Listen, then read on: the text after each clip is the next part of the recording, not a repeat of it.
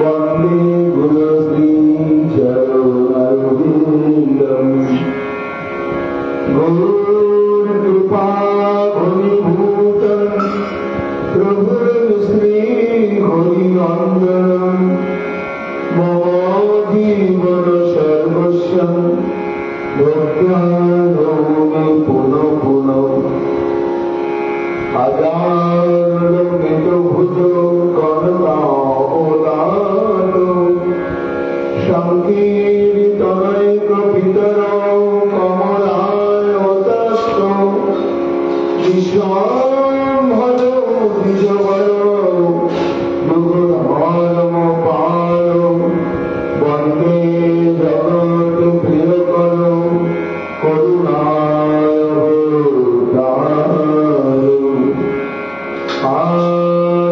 आनन्दनिरामय विग्रहाय हिमावृतवृक्षविशुद्धराय तस्मै महाप्रेमरसप्रदाय चैतन्यचन्द्राय नमो नमस्ते लीलानन्दविदं सर्वं प्रेमानन्दस्फुरीकृतं येन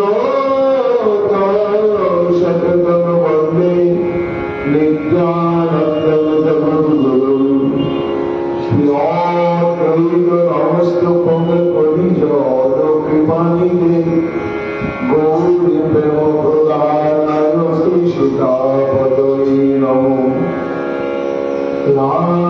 रामस्वरूपाय गुणाय सुहृदाय च भक्तशक्तिप्रदानाय गदाधर नमस्तुते प्रणमामि श्रीवासवदमादं पण्डितमुदा श्रीगौराङ्गकृपापात्रं कीर्तनानन्दमानसम्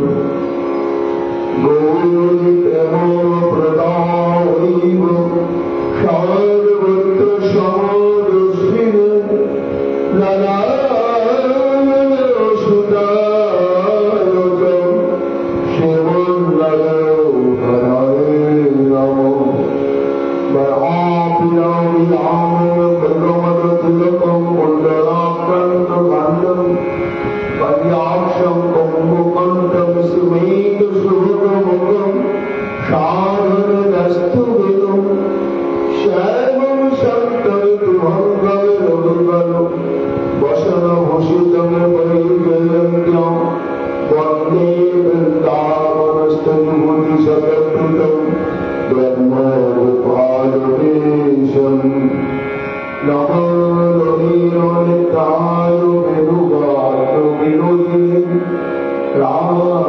राधाधरसुधाफलं शैले वनमालिने हे कृष्ण करुणा सिन्धो दीनबन्धु जगत्पते गोपेश गोपिकाकान्त राधाकान्त नमस्तुते मुखं करोति वक्रालं मङ्गलं भवते गिरिं यत्कृपातमहं वन्दे परमानन्दमाधवं तप्तो काञ्चन गौराङ्गी राधे वृन्दावनेश्वरी वृषभानुसुते देवी तां नमामि हरिप्रिये महाभावस्वरूपातं कृष्णप्रियावतीयसी प्रेमभक्तिप्रदे देवी राधिकातं नमाम्यहं वन्दे नन्दव्रजस्त्रीणां पदरेणुमणिरस यशार्हुरे कथोद्गीतं पुराणे भुवनत्रयम् चतुर्वदनब्रह्मं देवाहुरपरोहुनि अभारचरणशम्भुं भगवान् मधुराय जन प्रभजंत दैपायन विरह नाद गयाजुहाहु भूति तन्मयादय कर्मयुधेनुस्तम सर्वभूतहितयो मणिमानतोऽस्मि तमादिदेवं करुणानिधानं तमादिवैद्यं सुतावतारम् अपारो संसारसमुद्रसतम् सदानमनिस्थिं भागवतस्वरूपम् वञ्चाकल्पतरुपश्च कृपासिन्धुभवेर्मत उत्तिकारणविभवेभ्यो वैष्णवेभ्यो नमो नमो जय रूप सनातन भक्त रघुनाथ श्रीदेव गोपाल भक्त दासेर गुणा भक्ति भरे बंदी छय मुसारेर चरण যাহার হইতে বিঘ্ননাশ অভিষ্ট পুরন জয় গৌর ভক্তবৃন্দ গৌর জয় প্রাণ সবাই নিতাই গৌর ভক্তিদান নিতাই গৌর হরিগুণ নিতাই গৌর হরিগুণ নিতাই গৌর হরিগুণ জয় জয়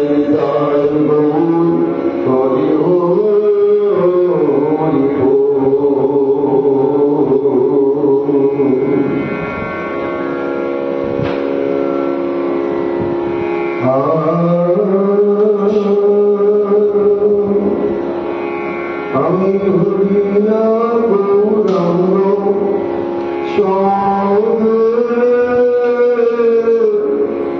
ভুলিয়া গৌরাঙ্গ ভুলিয়া গৌরাঙ্গ ভুলিয়া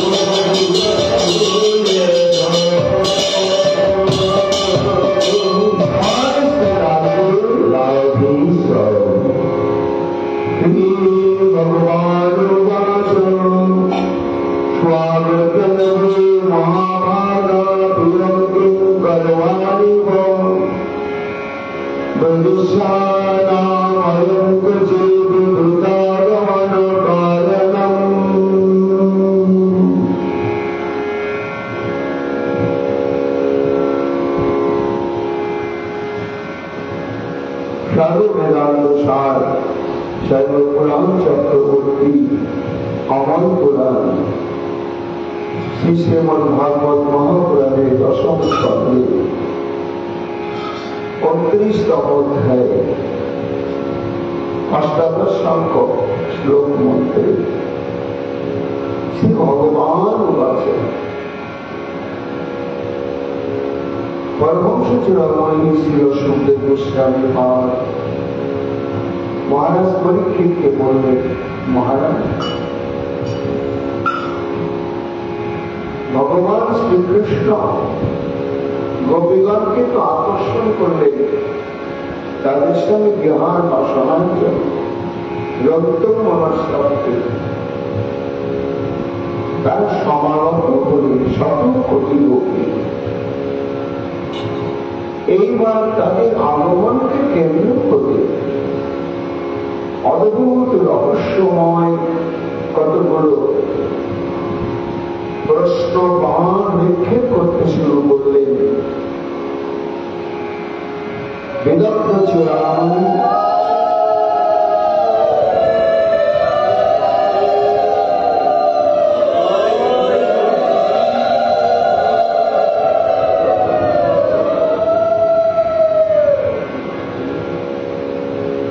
এবং রসিকেন্দ্র মৌলী শ্রী গোবিন্দ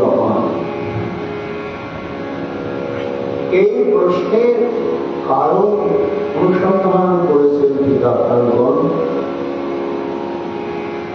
প্রশ্নের প্রকরণভেদ 4টি,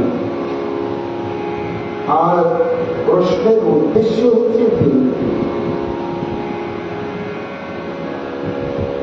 একটি হচ্ছে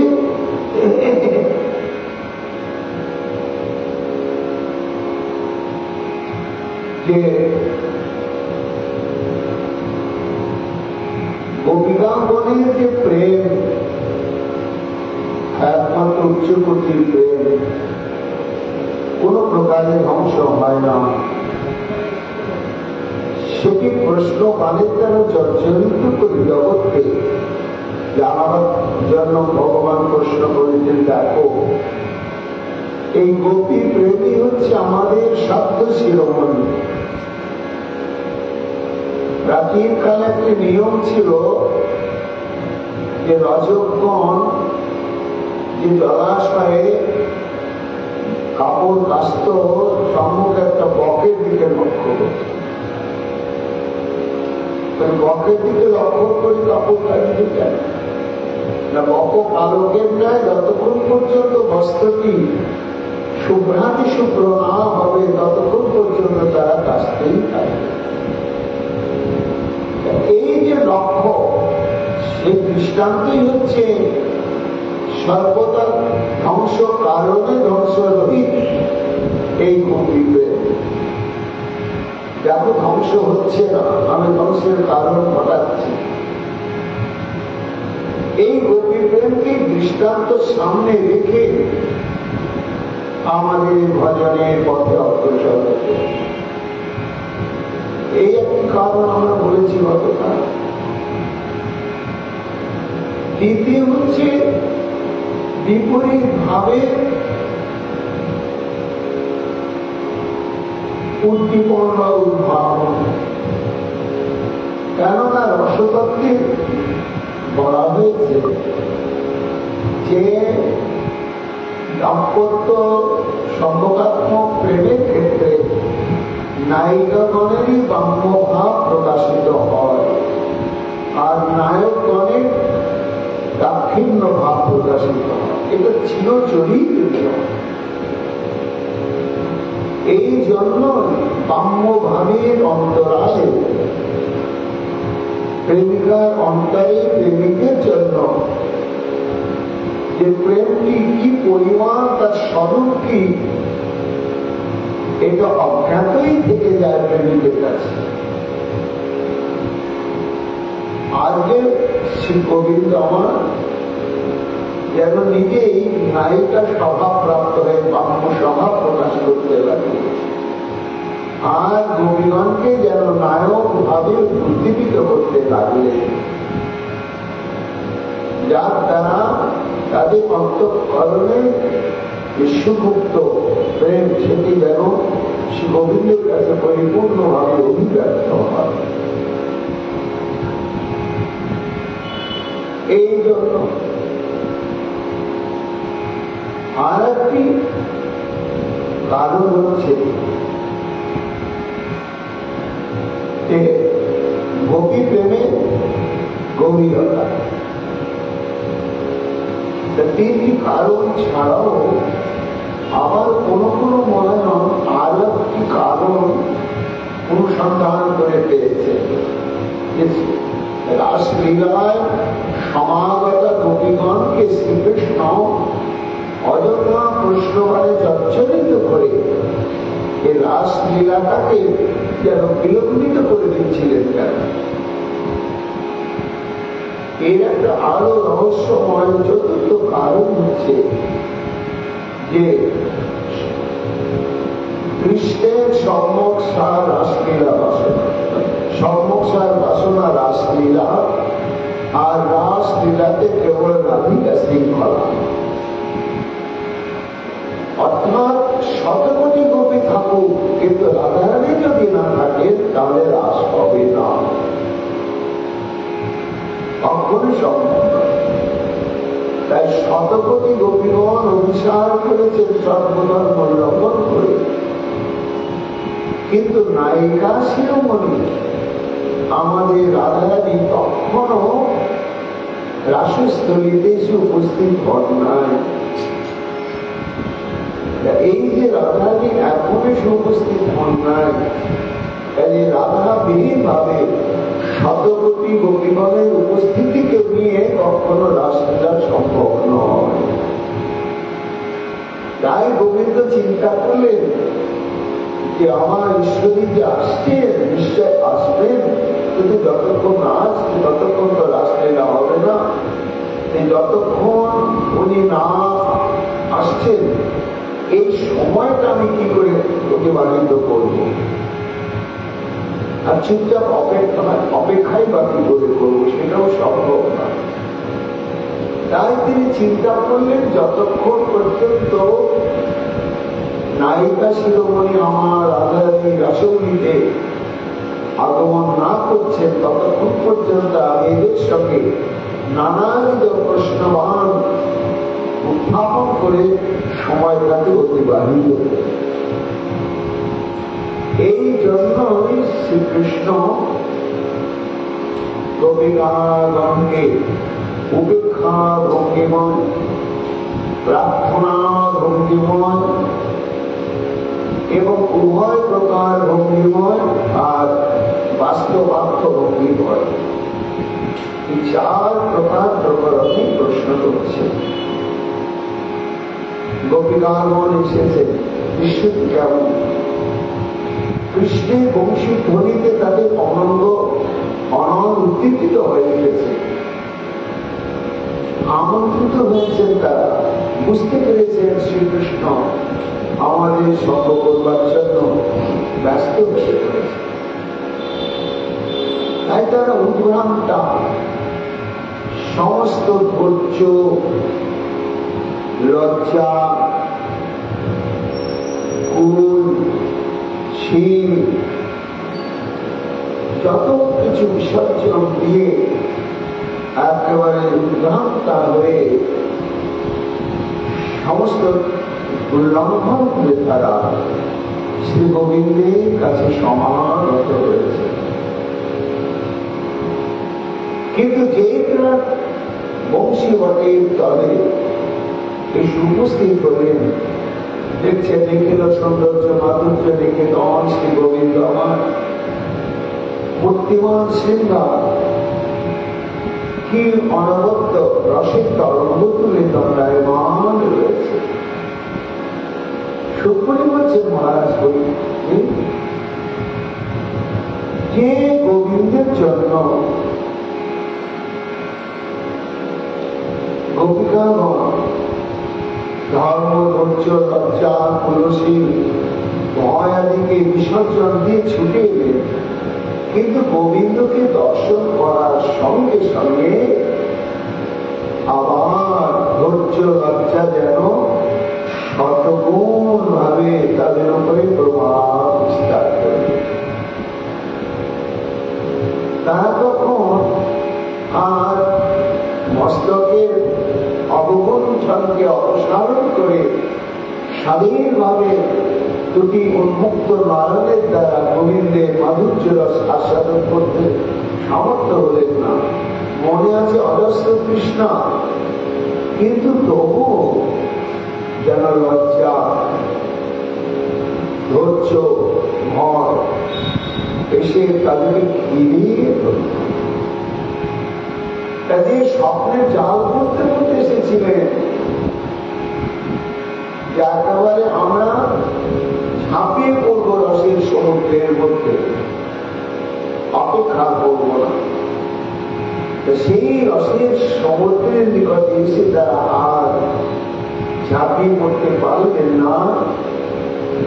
ওই সমস্ত সঞ্চারী ভাব এসে তাদেরকে আবার লজ্জান্বিত করে। তারা তখন শ্রীকৃষ্ণের দিকে সরাসরি দৃষ্টিপাত করে দাঁড়িয়ে থাকতে পারবেন না। অবগুণ্ঠন এবং অনুবদন করে তারা অবস্থান করতে শুরু করে। সুখমণি বলছেন, মহারাজ এইভাবে ধর্ম লঙ্ঘন করে এসেছিলেন। সমস্ত মণিপূর্তি বংশ, সেটা দিনের বেলা, আর এটা রাত্রি। তো তারা যখন সমাগত হয়েছিলেন, শ্রীকৃষ্ণ তাদেরকে সম্বোধন করে এই বাণীটাই প্রয়োগ করেছিলেন, যা গোপীগণের উদ্দেশ্যে ভগবান সে বাণীটা প্রয়োগ করলেন। কি বাণী? না, মণিপত্রীগণকে বললেন, স্বাগতম গো মহাভাগা আশ্বতম করবামকি। সুখমণি বলছেন, এই যে স্বাগতম ও মহাভাগা দুইবার বৃন্দা ব্রজলীলায় শ্রীকৃষ্ণ বললেন, এর তাৎপর্য কি?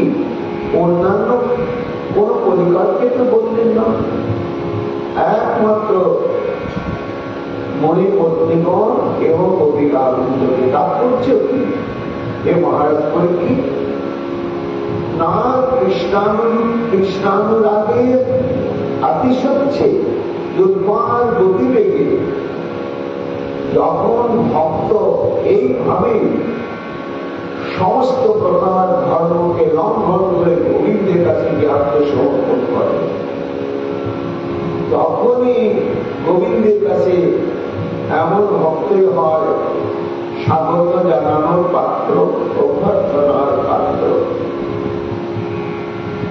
তাই ব্রজলীলাতে একমাত্র মণিপত্নীগণ আর গোপীগণই সর্বধর্ম লঙ্ঘন করে কৃষ্ণের কাছে গিয়ে উপস্থিত হয়েছিলেন। কিন্তু একটু পার্থক্য রয়েছে। মণিপত্নীগণকে আকর্ষণ করেছিলেন তাদেরকে শুধু কৃপা করবার জন্য, আর গোপীগণকে যে আকর্ষণ করলেন সেখানে গোবিন্দের রমণ বাসনা পরিপূরণের জন্য। যেহেতু মণিপত্নীগণ ব্রাহ্মণ কুলের সমুদ্রতা জন্মগ্রহণ করেছেন, তাই তিনি একমাত্র গোপী দেহ ছাড়া অন্য দেহকে অঙ্গীকার করবেন না। এই জন্য তাদের ক্ষেত্রে স্বাগত জানানোর ভূমিকা আলাদা হয়ে গেল। আশ্চর্য এসো, তোমরা আসন গ্রহণ করো, আমি কি করতে পারি তোমাদের জন্য। এই হচ্ছে মণিপত্নীদের কথা প্রথম লাইনে। আর গোপীদের ক্ষেত্রে বলে স্বাগতম মহাভাগা, প্রিয়মকে করবানি হাস্যতাম বললেন না। হে মহাভাগ্যবতীগণ, তোমাদের আগমনটি মঙ্গলজনক হোক। আমি তোমাদের অতি প্রিয় কোন অভিলষিত কর্ম সাধন করে তোমাদেরকে আমি কৃতার্থ করতে পারি সেটি খুলে বল। তার পরবর্তী পঙ্ক্তিতে আবার বলেছেন,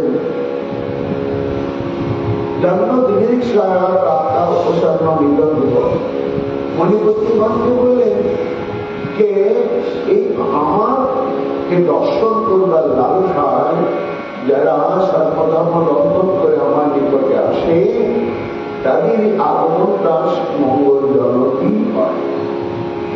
দর্শনের লালসায়, সম্বল লালসায় নয়, বিহার লালসায়। আর ভূমিকাগণকে কি বলবে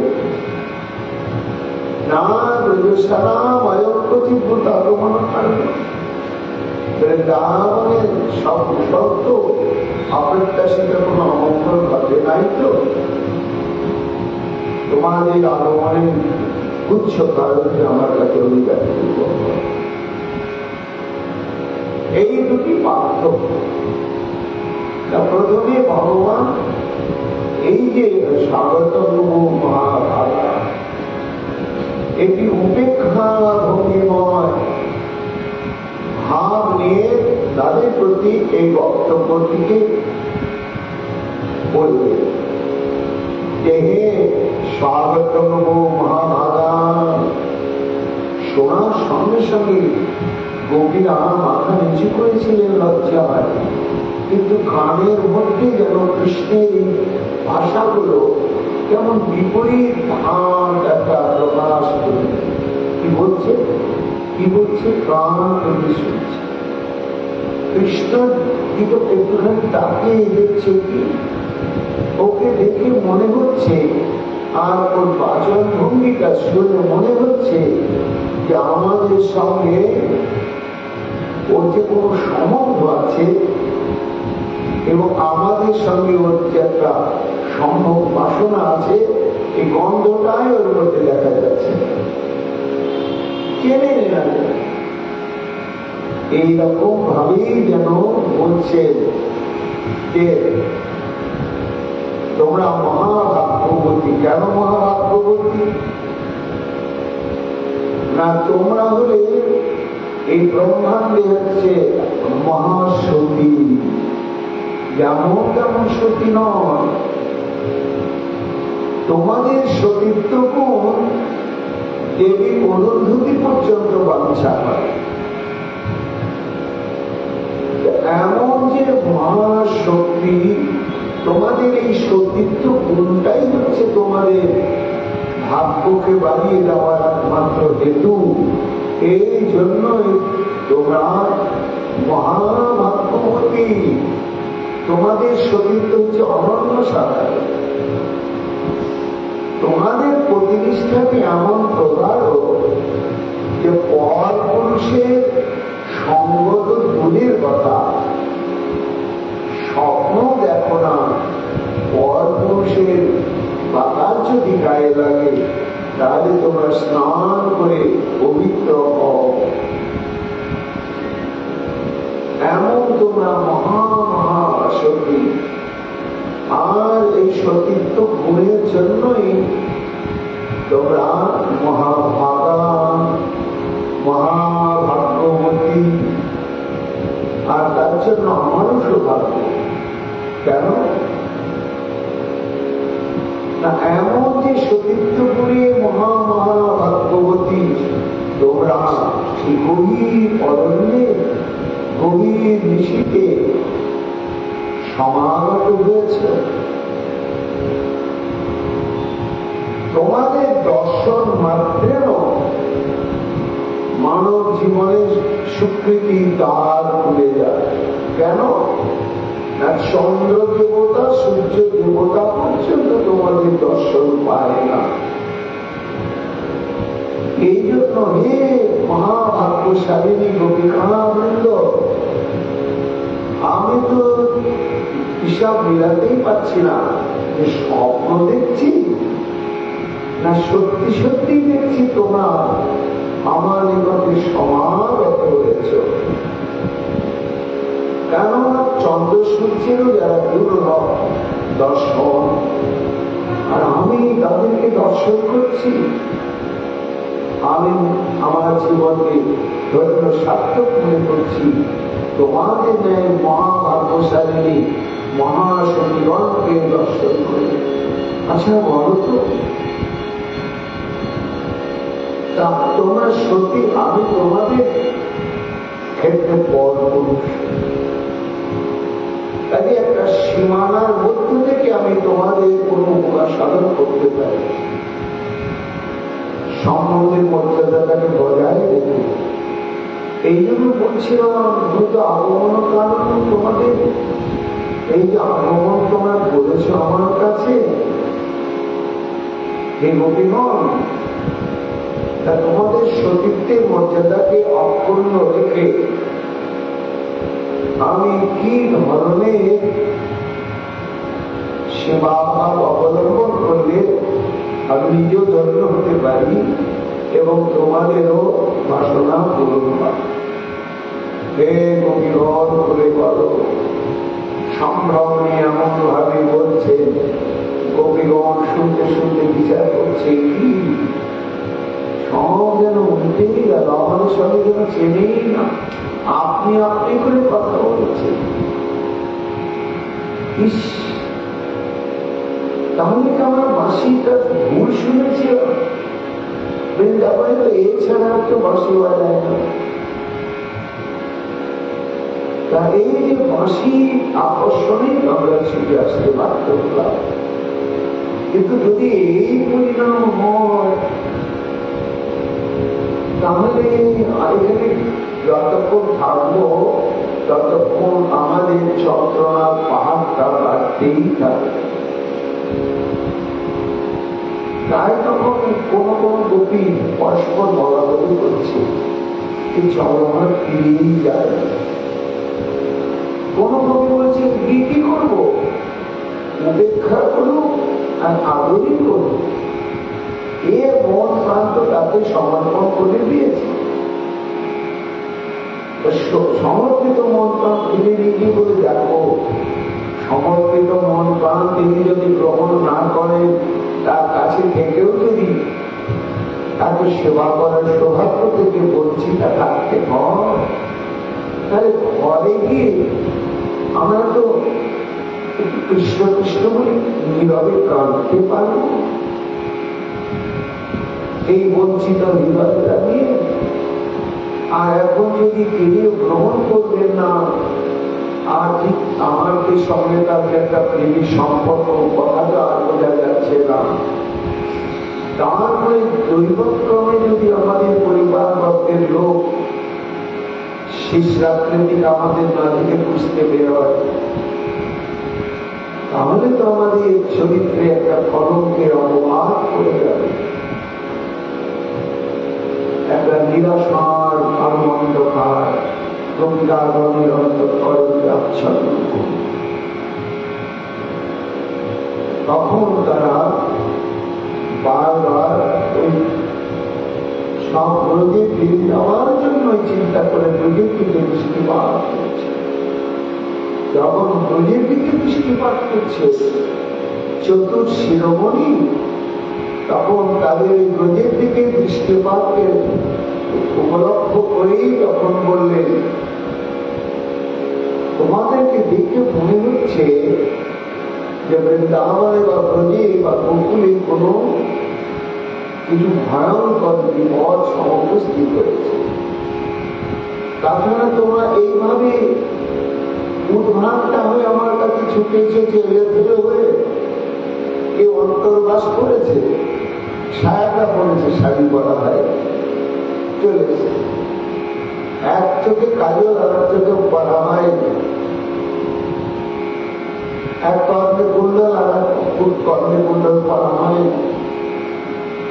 এই যে উদ্ভ্রান্তা এলোথেলো হয়ে মানুষ কখন ছুটে বেরিয়ে পড়ে, তখন ভয়ঙ্কর বিপদ উপস্থিত হয়।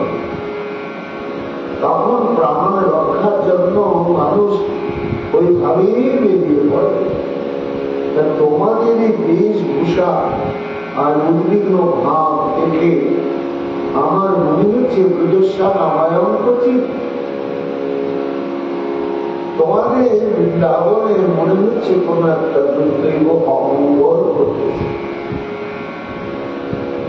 হয় হরিষ্টাসুর, নয় কৃষি দত্ত, এই ধরনের কোন ভয়ঙ্কর অসুর আক্রমণ করেছে। তা যদি তাই হয়, তাহলে আমার কাছে সেটা দ্রুত আগমন কারণ বল। কেন? তখন কবি কারাগণ যেন মনে মনে বলছে, শত বলিয়া কেমন ভাবে উল্টো পাল্টা প্রশ্ন করছে। আর ওকে জানে না যে এই ধরনের বিপদ যদি ঘটে তাহলে শুধু আমরা আসবো কেন, আমাদের পরিবারের সবাই ছুটে ছুটে আসবে বিপদ থেকে রক্ষা পাওয়ার জন্য।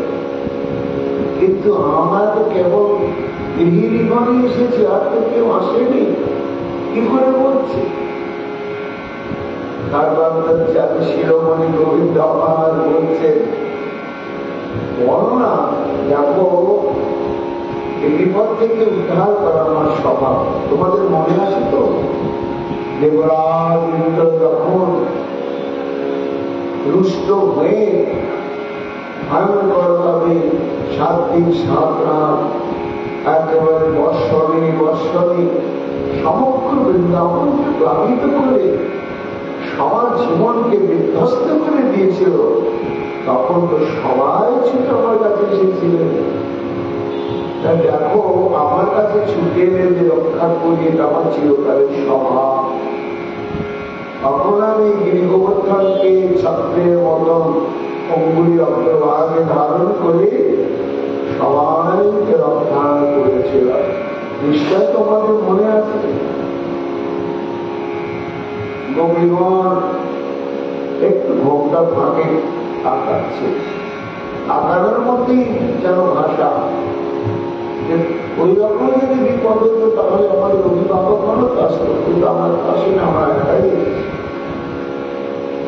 এইরকম প্রশ্ন সম্ভাবনা করে কৃষ্ণ আবার একটু ভঙ্গি করে বলছেন, ও তাহলে এবার মনে হয় তোমাদের এমন একটা বিপদ এসে গিয়েছে, সে বিপদগুলো ওই সতীর অমৃতের জীবনেই এসেছে। আর যে বিপদ থেকে উদ্ধার পাওয়ার কথা অভিভাবকদের খুলে বলা যাবে না, যার জন্যই তোমরা আমার কাছে এইভাবে একাকে অভিভাবক শূন্য হয়ে সবাই ছুটি আসতে বাধ্য হয়েছে। তাই যদি হয় গোপীগণ তো শোনো, আমি হলাম বিপদ রক্ষক, আর তোমরা হলে বিপদাপন্ন। তা বিপদের কথা যদি মনের মধ্যে গোপন করে চেপে রাখা হয়, তাহলে বিপদ থেকে উদ্ধার পাওয়া যায় না। শোকমণি বলছেন, গোপীগণ মনে মনে ভাবছেন, হ্যাঁ তুমি আমাদেরকে বিপদ সমুদ্রেই ফেলে দিয়েছ, বাঁশির সুরে ডেকে নিয়ে সেইভাবে উপেক্ষা, এটা তো আমাদের জীবনে এর থেকে বড় বিপদ আর কি। প্রথমে দেখিয়া সব গোপিকার দলে অন্তরে আনন্দ তবু বিস্ময়ে ছড়ে।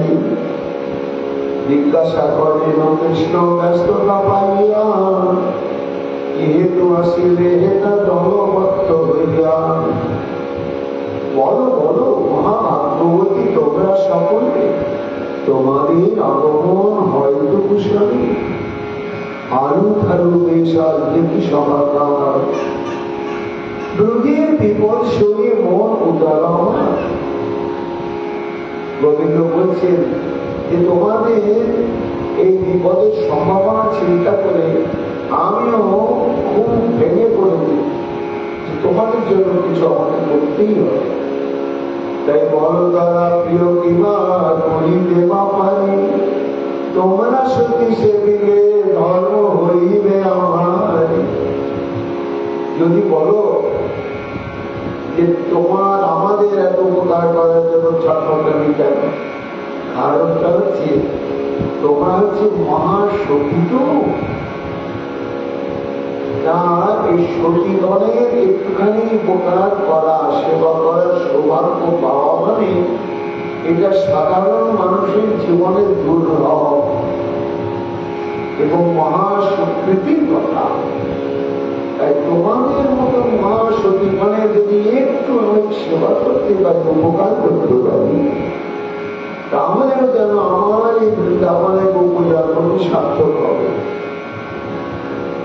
কিন্তু হয় আমি একান্ত করিতে পারি বলিয়া উদাস দৃষ্টি খেয়ে রয়। আমার বিপদাপন্ন তোমার শতকোটি গোপী, আর আমি মাত্র একা।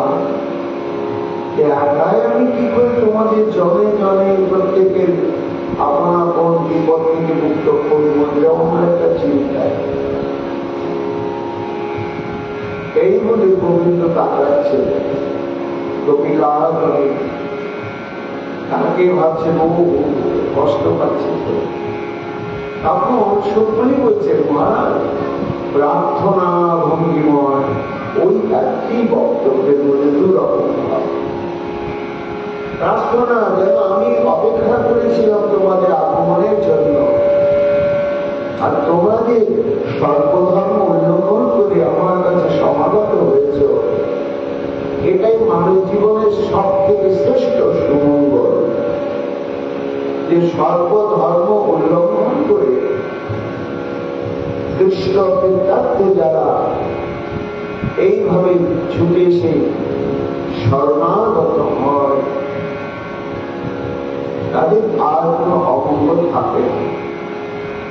তাই স্বাগত মহামারা, তোমাদের সৌভাগ্যের আর সীমা নাই। যদি বলো কি সৌভাগ্য,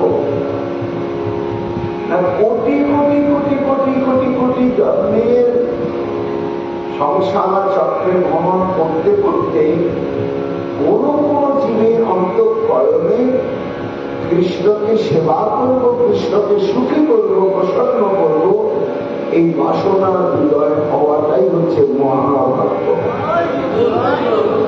মহাভাগ্য। আমরা তো আত্মসুখে কৃষ্ণের সেবা করছি, পরিচর্যা করছি, তার পেছনে চাওয়া পাওয়া হয়ে গেছে। কাজে নিজের দিকটাকে শূন্য করে দিয়ে একমাত্র কৃষ্ণকে তাকে জীবনের সবকিছু সংকল্প, এটা যাদের হৃদয় হয় তাদের মতন ভাগ্য ব্রহ্মাণ্ডে আসবে।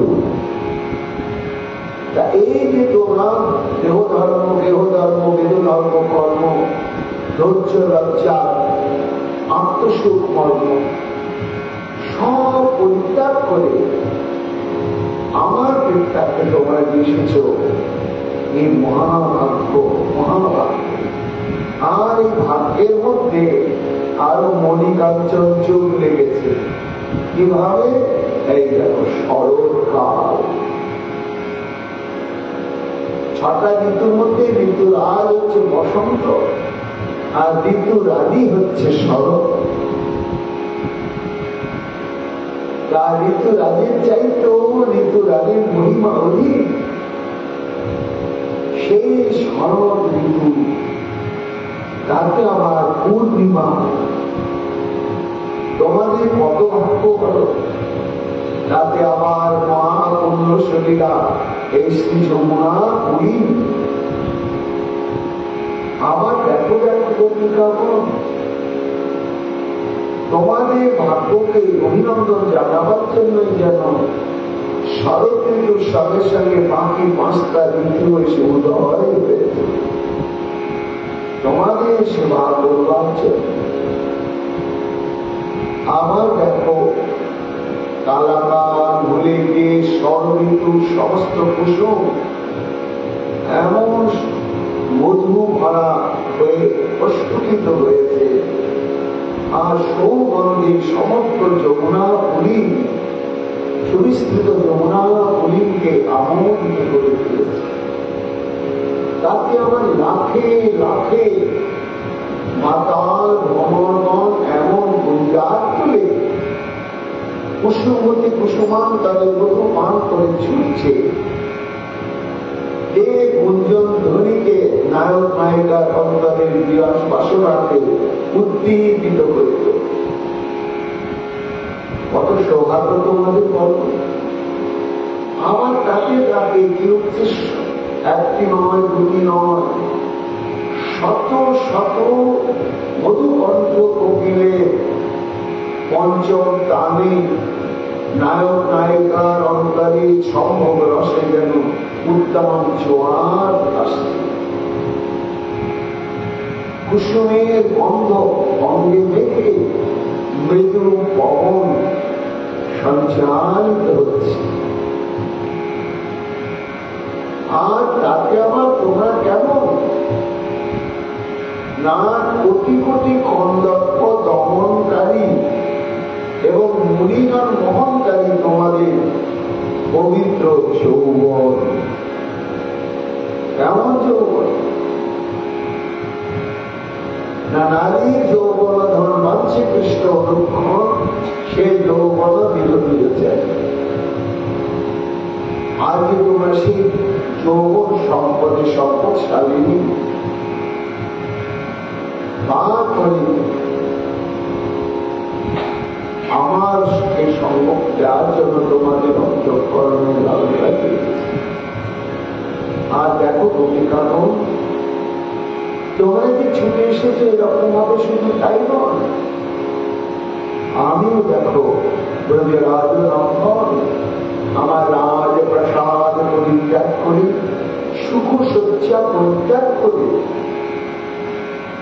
তোমাদের সঙ্গ সুখ লালসার উদ্দীপনে আমি দেখো এই গভীর অরণ্যে যমুনা তুলে বংশীর পথে অধীর আগ্রহে পথপথে চেয়েছে অপেক্ষা করে চলেছিলাম, তোমরা কখন আসবে কখন আসবে।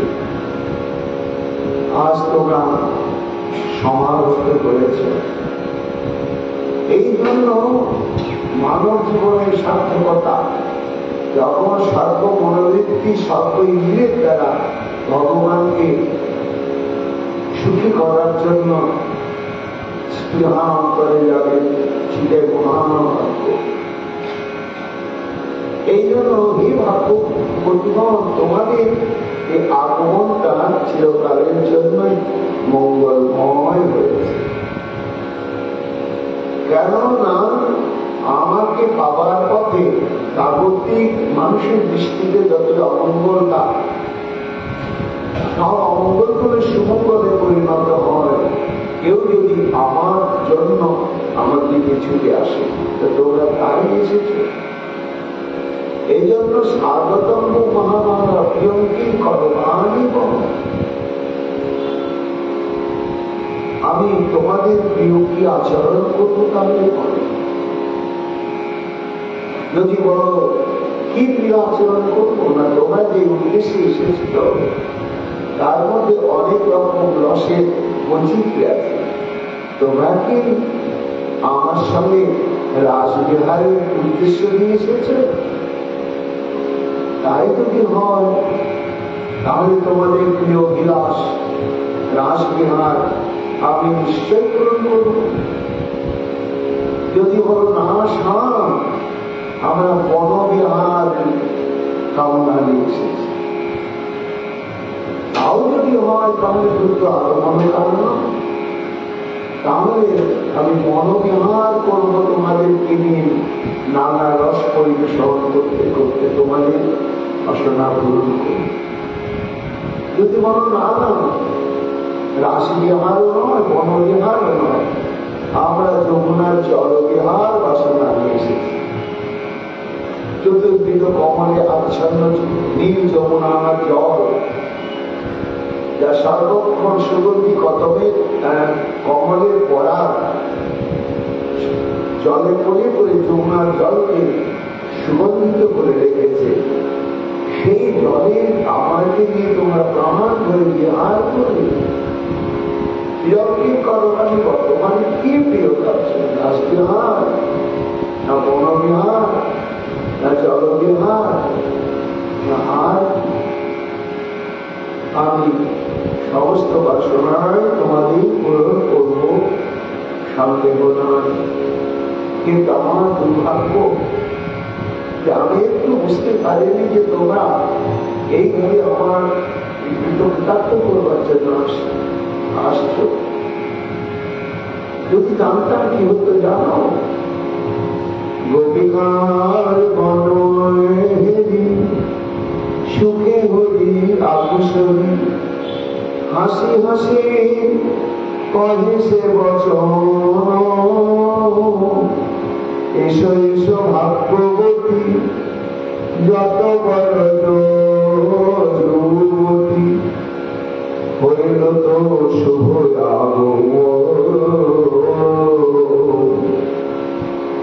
আমাদের কৃপা করে আসিবে সব গৃহ ছেড়ে জালিতাম যদি ঘুণা করে।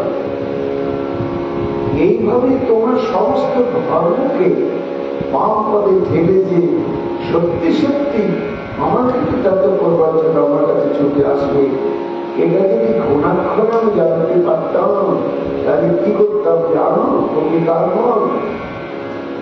তবে আমি সেই স্মরণে লইয়া হাতে মার্জনী কঙ্করা দিয়ে তাহলে তো আমি এখানে দাঁড়িয়ে থাকতাম। যে পথে তোমরা আসবে সেই পথে গিয়ে সোনা ঝাড়া দিয়ে ঝাড় দিয়ে সে পথগুলোকে কঙ্কর মুক্ত করতাম, কণ্টক মুক্ত করতাম, যাতে আমার কাছে আসবার প্রাককালে তোমাদের কোনো কষ্ট না হয়। আর ব্রজের পথে তো ভুলো আছে, বলে পাকা রাস্তা নেই। পাকা রাস্তাটা লীলা অনুকূল নয়, এই জন্য মন্দিরে পাকা রাস্তা, কিন্তু বৃন্দাবনে সব ধুলোর পথ। দূর করে ধুলি যত পায়ে ধুলো লাগবে, তোমাদের আগমন কর্তার যদি একটু ঘন করে জানতাম তাহলে ওই ধুলিময় পথকে একেবারে সুগন্ধি কুসুম দিয়ে আচ্ছন্ন করে দিতাম। ধুলোবালির উপর দিয়ে আসতে হতো না, বিষান্ন ফুলের উপর দিয়ে আসতে সুখে পদ দিতে তোমরা তাই না পাইতে পদে দুঃখ, তাতে মোর হতো সুখ, শিশুমায় বঞ্চিত হলাম। সেই কুসুমাস্তীর্ণ পথে তোমরা আসতে তোমাদের দুঃখ হতো না। যাহাবারটা হয়ে গেছে ভাবিলে কি হবে পাশে, এবার কহি শোনো গো সুন্দরী,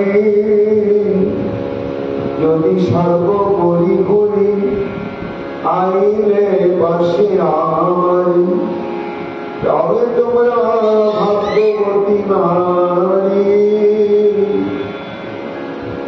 পরম পূজ্যপাদ প্রভুপাদ শ্রীমৎ জিতেন্দ্রনাথ গোস্বামী অদ্বৈত বংশে এই নবদ্বীপবাসী, তিনি সমস্ত বিশ্বনাথ চক্রবর্তী এবং শ্রীজীব গোস্বামী পাদের টিকাকে এই রাসলীলায় পদ্মাকারে এত প্রাঞ্জল অনুবাদ করেছে যে টিকার ভাবার্থগুলো কবিতাকারে আর্য ব্যক্ত করতে পারে। তার সম্পাদিত রাসলীলায় আছে। তোমাদের মনে যত বাসনা হয় শত শত, সব আশা পুরাতে মোর সাথ প্রিয়কে করবারই। এটা তত্ত্বই বলছে যে তোমাদের যত প্রকার বাসনা রয়েছে সমস্ত বাসনায় আমি পূরণ করব। এটা হচ্ছে প্রার্থনা ভঙ্গিময় ঐকান্তিক প্রার্থনেই গোবিন্দের কথা তারা বলেছে। দিবানিশি হেতা থাকি সে দিব সব বিধুমুখী যদি বিধি নাই সাথে এসে তোমাদের যেতে হবে কেন এখন আমার কাছে এলে আর কোথাও যাওয়ার প্রয়োজন থাকে তাই কবিগণ যদি দুর্দৈব বিধাতা কোন বাদ না সারেন তাহলে আমিও কৃতার্থ হব নিরন্তর নিরবচ্ছিন্ন তোমাদের সঙ্গপ্রাপ্ত হয়ে আর তোমরাও কৃতার্থ। সুকমণি বলছেন মহারাজ এই রাসলীলা হচ্ছে সর্বলীলা কুকুটুকু কেন পদ্ম পুরাণে ভগবান শ্রীকৃষ্ণ নিজেই বলছেন যে আমার মনোমুগ্ধকারী বহু বহু লীলা আমি সাধন করেছি বা প্রচারিত আছে কিন্তু যখনই আমি রাসলীলার কথা চিন্তা করি তখনই আমাকে আমি আর থাকি তা এই জন্য সর্বলীলা মুকুটমণি হচ্ছে মহা রাসলীলা রাসলীলার মহিমার হেতুটা কি না রাশি সংজ্ঞা করতে গিয়ে গোস্বামীগণ বলছেন রাস পরম কদম্বময় রস বা রসায়ন সমূহ রস কি রসের সমূহ এই রসে যা অন্য লীলাতে সমস্ত রসগুলো ব্যক্ত হয় না বা যুব সেবা সৌভাগ্য লাভ করে না না ঠিক আপনার একে একে দেখিয়েছে যে এই রাসলীলাতে শান্ত ভক্তিরস দাস্য ভক্তিরস সখ্য ভক্তিরস বাৎসল্য ভক্তিরস এবং মধুর ভক্তিরস এই মুখ্য পঞ্চমীটা রস এই রাসলীলার মধ্যে ব্যক্ত হয়েছে আমার গৌর সপ্তরস হাস্য করুণ বীর ভয়ানক রৌদ্র এবং বিভৎস এই যে সপ্ত গৌণ রস এই সপ্ত গৌণ রস রাসলীলায় প্রকট হয়েছে তাহলে পঞ্চ মুখ্য রস আর পঞ্চ গৌণ সপ্ত গৌণ রস আর পঞ্চ মুখ্য রস 7-5-12 এই দ্বাদশটি রস মহারাসলীলাতে অভিব্যক্ত হয়েছে আর শ্রীকৃষ্ণের অন্য কোন লীলাতে এই সমস্ত রাসলীলা অভিব্যক্ত হয় এবার মহারাজ পরীক্ষিত প্রশ্ন করছেন বুঝলে তাহলে গোবিন্দ যখন প্রার্থনা ভঙ্গিময় বাণীতে স্বাগতঙ্গ মহাভাগা বললেন তখন কি গোপিকাগণ কৃষ্ণের প্রার্থনা বাসনাটা বুঝতে পারলেন সুকমণি বলছেন না মহারাজ গোবিন্দ যেহেতু প্রথমে উপেক্ষা ভঙ্গিময় বক্তব্য প্রকাশ করেছেন তাই গোপিকাগণের কাছে কিন্তু ওটাই মনের মধ্যে প্রাধান্য লাভ করে থেকে গেল পরবর্তী যে কৃষ্ণ সত্যি সত্যি প্রার্থনা ভঙ্গিময় যে বক্তব্য তাদের কাছে বললেন এটা তারা নিতে পারবে না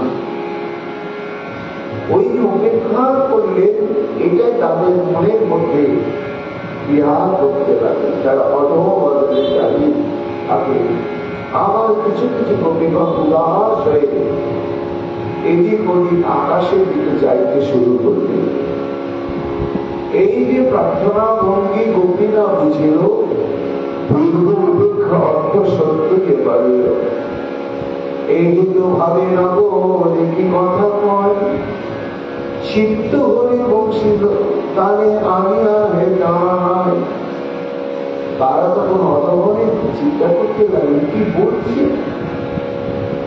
আমরা তো আসিনি আর আসার প্রয়োজন বোধ করিনি আমরা আপন আপন সংসারের দায়িত্ব কর্তব্যে আমরা সবাই আপন ভাবেই ছিলাম, কিন্তু ও তো বংশীর ধরিত আমাদেরকে একেবারে আকর্ষণ করে নিয়ে, এখন আকর্ষণ করে নিয়ে সে উদাসীন যত হয় সেই ব্যবহার কেমনই করে তাহা হয় শোনার এখন উদাসীন প্রকাশ করছে।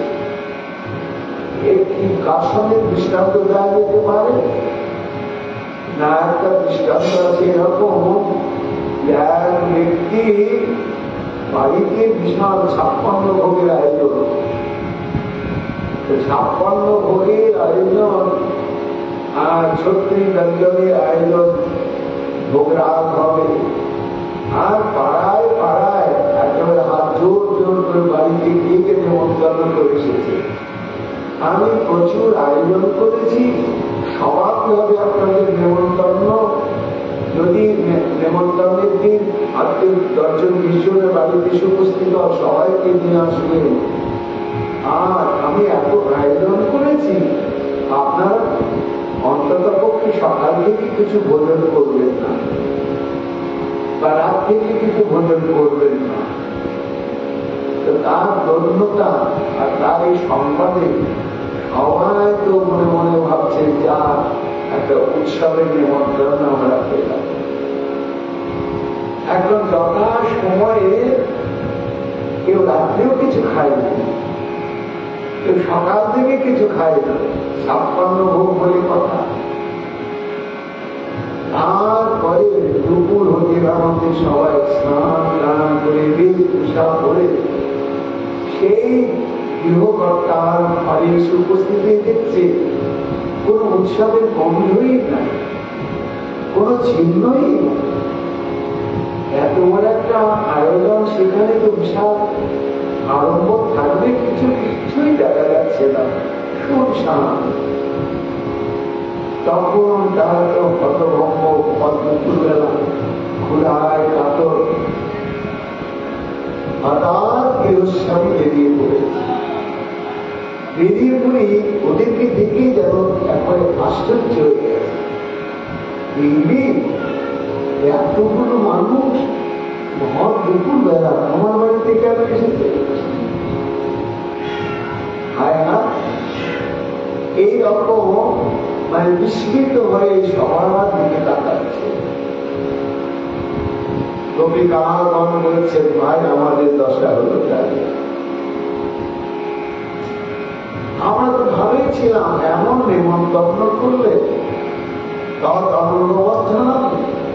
অনঙ্গবর্ধনকারী বলি বাজি বাজি আমাদের সব শেষ করে সে আমন্ত্রণে আমরা কৃতার্থ হয়ে গেলাম যে আজকে আমরা গোবিন্দকে সমস্ত কিছু উৎসর্গ করে ধন্য হব, ধন্য হব, ধন্য হব।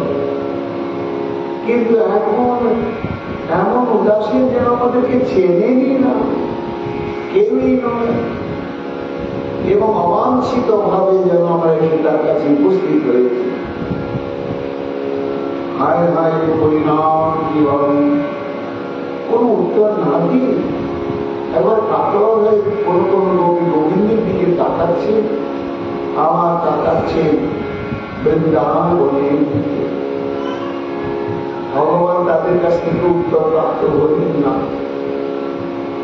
কৃষ্ণের জন্য তাদের বুকের মধ্যে হৃদয়ের তলে কি পরিমাণ প্রেম, তখন কবিতা দলে হাত খুললে না।